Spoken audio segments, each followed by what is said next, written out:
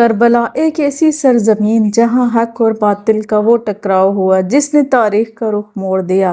امام حسین علیہ السلام اور ان کے ساتھیوں نے ظلم کے سامنے جھکنے کی بجائے شہادت کو گلے لگا کر قیامت تک کے لیے حق و صداقت کی مثال قائم کر دی۔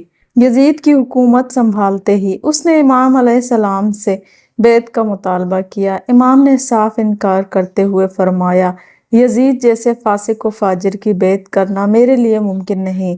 اس انکار کے بعد مدینہ منورہ کا قیام خطرے میں تھا، لہٰذا امام 28 رجب 60 ہجری کو اہل بیت اور چند وفاداروں کے ساتھ مدینہ سے مکہ معظمہ کی طرف روانہ ہو گئے۔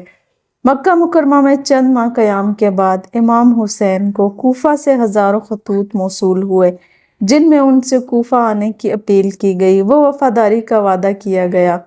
امام نے مسلم بن عقیل کو نمائندہ بنا کر کوفہ روانہ کیا۔ مسلم نے وہاں جا کر بیعت لی مگر حالات نے پلٹا کھایا۔ ابن زیاد کی آمد اور کوفیوں کی بے وفائی کے باعث مسلم کو شہید کر دیا گیا۔ امام حسین علیہ السلام نے حالات کا ادراک کرتے ہوئے حج کو عمرہ میں تبدیل کیا اور کوفہ کی طرف روانہ ہوئے۔ راستے میں حر بن یزید ریائی کا لشکر ملا جنہوں نے امام کو کربلا کی سرزمین پر روک لیا۔ امام نے وہاں قیام کیا۔ یہ 2 محرم 61 ہجری تھی۔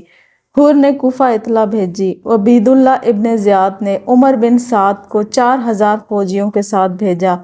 اس کے بعد امام پر سختیاں شروع ہو گئیں۔ 7 محرم کو نہر فرات سے پانی بند کر دیا گیا۔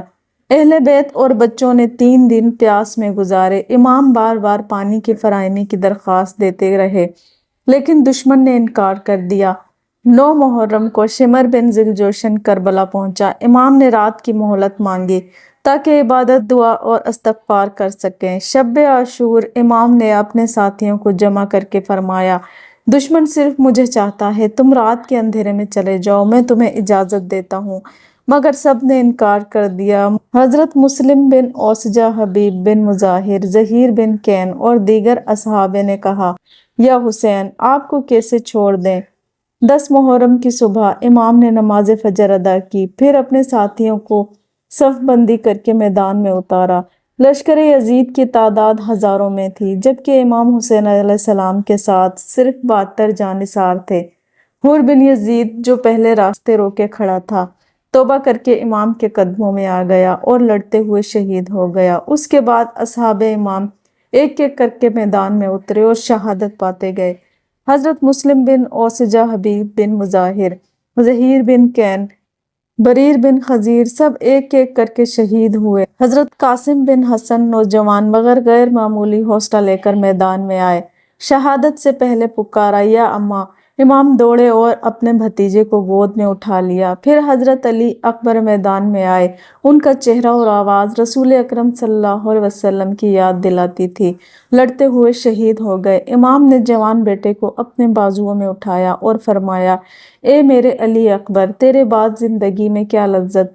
اس کے بعد حضرت عباس علیہ السلام وفاداری کا علم بلند کیے، بچوں کے لیے پانی لانے نکلے، فرات سے مشکیزہ بھرا مگر خود پانی نہ پیا۔ واپسی پر دونوں بازو قلم کر دیے گئے، نیزہ سر پر لگا اور وہ زمین پر آ گرے۔ امام دوڑے، بھائی کو گود میں لیا اور کہا، اب میری کمر ٹوٹ گئی۔ اب امام حسین علیہ السلام تنہا رہ گئے تھے۔ خیموں میں خواتین اور بچے پیاسے زخمی دلوں کے ساتھ دعائیں کر رہے تھے۔ امام نے میدان میں آخری خطبہ دیا، لوگوں غور کرو، کیا میں تمہارے نبی کا نواسہ نہیں؟ کیا علی میرے والد، فاطمہ میری ماں اور رسول میرے نانا نہیں؟ تو پھر مجھے کیوں قتل کر رہے ہو؟ دشمن نے کوئی جواب نہ دیا۔ شمر نے پہلا تیر چلایا، پھر جنگ کا آغاز ہوا۔ امام نے عظیم بہادری سے لڑتے ہوئے ہر طرف کے حملوں کو روکا مگر آخر کار وہ وقت آیا جب ان پر ہر طرف سے نیزے اور تلواریں برسنے لگیں۔ زخموں سے چور امام زمین پر گرے۔ شمر نے سر قلم کیا، نواسہ رسول کا سر نیزے پر بلند کیا گیا، خیمے جلائے گئے، خواتین اور بچوں کو قید کر کے کوفہ اور پھر شام روانہ کیا گیا۔ حضرت زینب علیہ السلام اور حضرت سجاد علیہ السلام نے صبر اور حکمت سے امام حسین علیہ السلام کا پیغام پہنچایا۔ کربلا کا یہ واقعہ رہتی دنیا تک انسانیت کو یہ سکھاتا ہے کہ حق پر قائم رہنا ہی اصل کامیابی ہے، چاہے جان ہی کیوں نہ چلی جائے۔ امام حسین علیہ السلام نے فرمایا تھا، موت ذلت کی زندگی سے بہتر ہے، اور آج بھی ہر عاشق حسین کربلا سے یہی صدا سنتا ہے، ہر دور کا یزید ہوگا، ہر دور کا حسین، فیصلہ تمہارا ہے، تم کس کے ساتھ ہو۔ ناظرین، ویڈیو کو لائک کریں، چینل پر نئے ہیں تو چینل کو سبسکرائب کریں، اور کمنٹ باکس میں یا حسین ضرور لکھیں۔ جزاک اللہ۔